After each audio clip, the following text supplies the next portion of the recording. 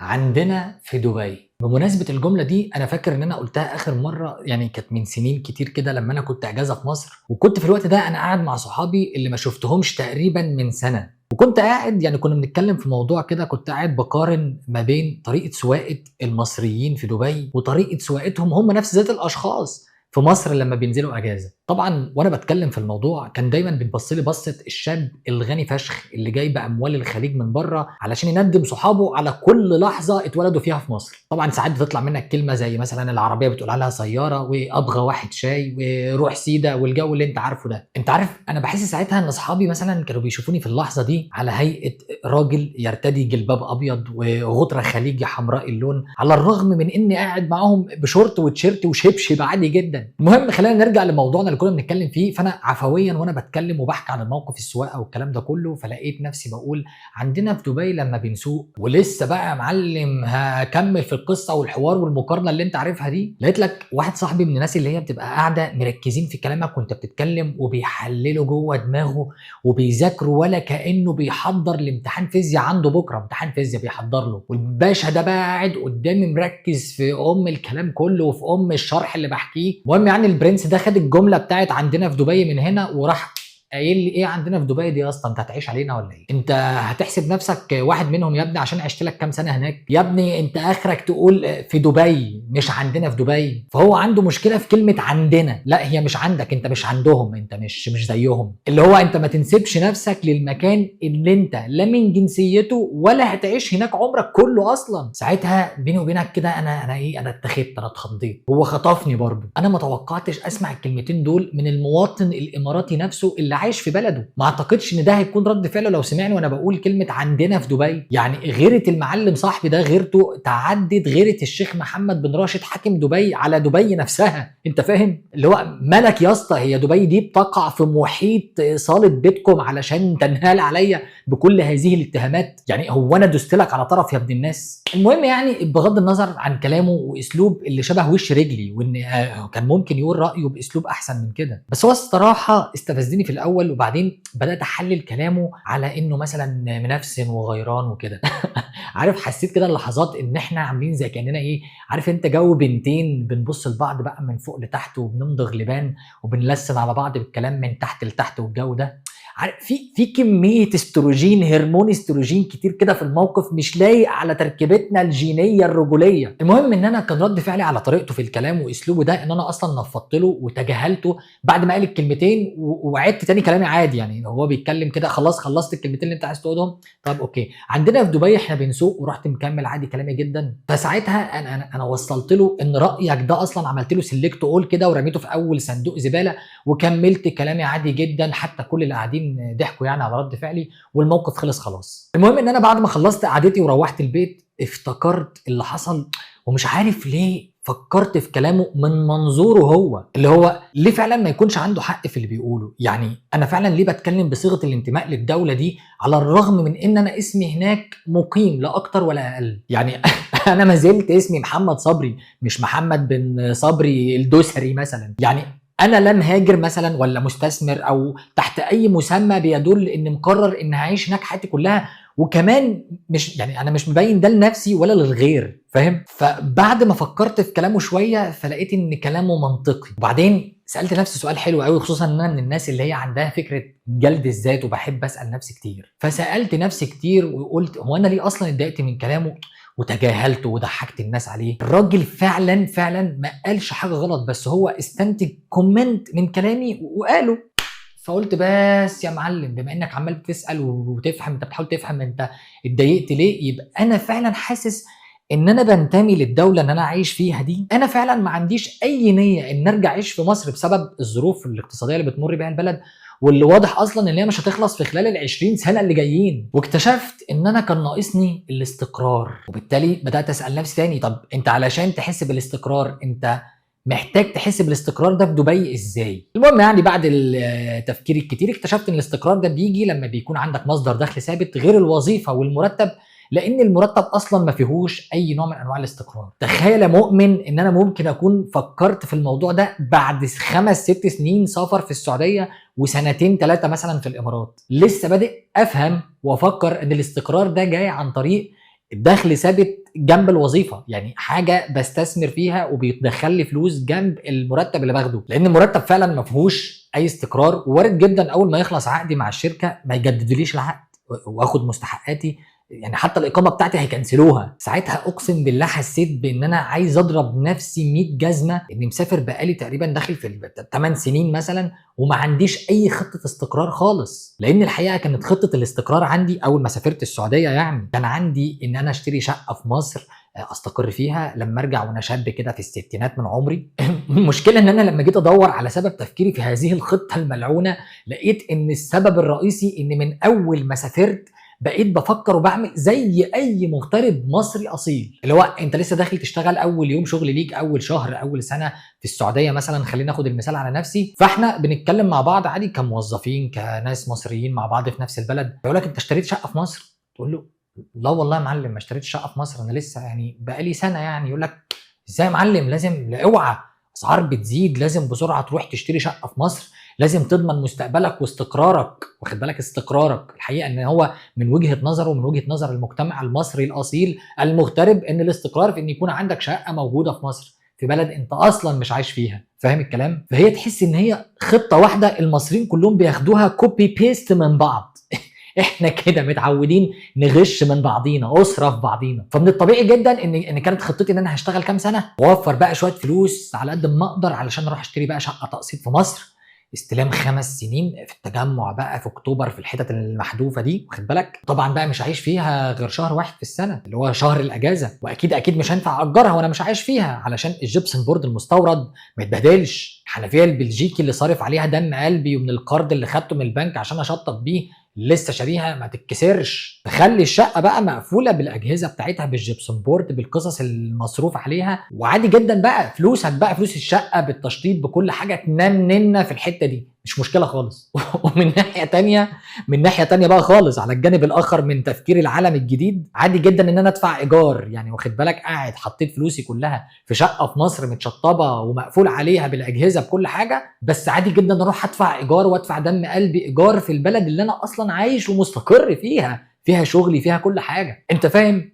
المهم بعد ما الشقه تتجاب يبتدي بقى الخطه المصريه اللولبيه تدخلك في ليفل 2. المرحله الثانيه يقول لك اشتغل تاني بقى اكتر علشان تعمل قرشين تانيين تتجوز بيهم واحده احتماليه طلاقي منها تتعدى 70%، فبالتالي اصلا بعد طلاقي منها هتاخد الشقه وهتاخد فيها الحنفيه البلجيكي والجبسن بورد المستورد، لان هي طبعا حاضنه لابني او بنتي طبقا للقانون. طبعا دي خطه في منتهى الذكاء يا بنات. وبعدين بقى بعد الجواز يدخلك بقى ايه في ليفل 3 بقى، المرحله الثالثه بقى من الغربه. يقول لك بقى ايه، حاول توفر قرشين عشان كمان على سن ال50 كده على سن ال60 ترجع بقى خلاص بقى معاك شقتك، معاك مراتك اللي هتطلقها وعيالك اللي هيتشردوا، تقعد بالجلابيه المرحرحه تفتح مشروع على قدك يعيشك مرتاح، يجيب لك مصاريفك الاساسيه ومصاريف العيال اللي في الغالب اصلا مع تضخم العمله هيجي لي تضخم في عضله القلب ويجي لي ضغط وسكر بسبب اللي عشت فيه، وهصرف كل حاجه على علاجي. وده طبعا يعني كبني ادم طبيعي هكتشف ان انا ما فكرتش ابدا صح، وان وارد ان الحاله الاقتصاديه في مصر لانها طول عمرها رايحه كده هتتدهور والجنيه هيغرق وياخدني معاه في الغطس اللي نزل فيه ده. خد بالك كل دي حاجات انا فعلا كنت بفكر فيها. وبعدين فضلت اكمل بقى اسئله بقى، فاهم؟ فضلت اجلد في الذات اكتر كمان. فقعدت اقول طب هو انا ليه احلامي لازم تكون محدوده؟ ليه محدوده قوي كده؟ وليه لازم ابقى عايش على القد وحلمي بس ان اجيب مصاريف بيتي واعافر باللي معايا عشان خاطر ما ببقاش بعيد عن بلدي العمر كله؟ يعني ليه عايز ارجع بالسرعه دي وانا اصلا مش مستعد للمخمضه اللي انا عمال بحكي لكم عليها دي؟ بصوا يا جدعان، الحقيقه انا ندمت مع الوقت بعد مرور تقريبا 8 سنين من عمري وانا مسافر، وفهمت ان كل الخطط دي كفيله ان هي تعيشني في قوقعه معظم الناس اصلا عايشينها في مصر وملهاش اصلا مستقبل واضح، بس لان انا مبرمج من المجتمع فلازم امشي ورا معاييره وخططه المضمونه من وجهه نظر ال100 مليون مصري. كل الناس اللي بتسافر ماشيه على النظام ده، اشتري شقه، اتجوز، اتداين، خلف، حوش قرشين، انزل اصرفهم على مشروع وعيش يا معلم بقى، عافر بقى، البلد تطلع بالجنيه، البلد تنزل بالجنيه. عمر الجنيه ما طلع الحمد لله من 30 سنه ما شاء الله، عمال بيغرق يغرق يغرق، وانت ايه بقى عمال بتشتغل، كنت عمال تشتغل زي الحمار معلش يعني، وتوفر قرشين عشان في الاخر الجنيه يغرق وانت تغرق معاه، وكل اللي انت وفرته وحطيته في شقق ولا حطيته في مشروع غرق معاك. المهم يمكن الكلمه اللي قالها صاحبي بتاع عندنا في دبي، انه اعترض على كلمه عندنا في دبي دي، فوقتني ادتني بالقلم كده. ومع الوقت انا قابلت وتعرفت على جنسيات كتير بسبب طبعا بحكم شغلي هنا في دبي، وفي اكتر من 200 جنسيه وبتاع، فبحكم احتكاكك بالناس بدات تتعرف على جنسيات كتير. وكنت دايما ما بروحش اسال كل الناس على الاسئله اللي هقولها لكم دلوقتي، كنت دايما بروح للناس اللي يبان عليهم النعمه شويه، وكنت بسالهم بقول لهم هو انتوا خططكم ايه؟ يعني هتعملوا ايه؟ ناويين على ايه؟ خصوصا ان احنا عايشين في بلد من اغلى الدول اللي موجوده في العالم، فمش اي حد اصلا يقدر يعيش حياته كلها في الدوله هنا. تخيل يا مؤمن، تخيل يا مؤمن ان انا اكتشفت ان احنا الجنسيه الوحيده اللي معظمنا دايما بيفكر باسلوب اللي هو انا هسافر شويه اعمل شويه فلوس وارجع اللي هو من ايام ارجع بقى بالمروحه والعربيه البيجو 504 وافتح لي مصلحه صغيره كده واعيش. في حين ان كل الجنسيات التانية او معظمهم يعني عاملين حسابهم ان الدوله اللي هشتغل فيها ويكون فيها مصدر دخل ورزق مفتوح هي دي الدولة اللي هيكملوا فيها حياتهم، وهيستثمروا ويشتروا عقارات فيها ويتجوزوا ويخلفوا، لأن ده هو ده فعلا الاستقرار اللي كل الناس بتدور عليه. هو من وجهة نظرهم إن أرض الله كلها أرض بالنسبة لهم، يعني الأرض دي بالنسبة لهم كلها أرض الله. عارف بقى الغريبة في إيه؟ الغريبة إن أنا فعلا لقيت إثبات على كلامهم ده في حياتهم العملية. يعني في منهم بجد اللي موظف وعامل لنفسه بيزنس صغير كده جنب شغله، او مثلا بيشتغل فريلانسر في مجال معين بيطلع منه مصلحه كل شهر. المهم ان كلهم بيستثمروا بمصدر دخلهم وبراس مالهم وبيحضروا نفسهم للاستقرار. وفي منهم كمان اللي بيمتلك بيت وبيدفع له اقساط عن طريق قروض شخصيه، قيمة القرض نفسه هو قيمة الإيجار اللي أنا بدفعه، بس الفرق ما بيني وما بينه إن أنا بطلع الإيجار من جيبي، والفلوس دي بتروح لمالك الشقة اللي أنا مأجرها منه، والفلوس دي ما بترجعليش تاني خلاص، وهو بيدفع قسط شقته دي اللي هو طالع القسط طالع من جيبه ده رايح لشقة بيمتلكها. حتى قيمة الشقة دي مع الوقت بتزيد كل سنة خصوصا في دبي. يعني تخيل بقى ان في ناس كتير شفتهم بيعملوا الموضوع ده، بيقسط شقة وعنده مصلحة مدورها ومستقر في بلد منتعشة اقتصاديا. ولما كنت بسألهم يا جماعة هو انتوا مش خايفين ان الدنيا مثلا تبوظ هنا؟ ما هي باظت قبل كده في 2008 ورفعوا الريت بتاع الفايدة والافيلابيلتي بتاعت الشقق كلها كانت كتير قوي والناس لبست في حيطة، في ناس سابت عربياتها وهربوا. مش خايفين ان ممكن تحصل ازمه اقتصاديه تانية وكل الخطه اللي انتم شغالين عليها دي تغرق تاني؟ بصوا هم ردوا عليا ردين. الرد الاولاني قالوا ان دبي وحكومه دبي هنا بيتعلموا من اخطائهم، وارد دي تكون خطا حصل في 2008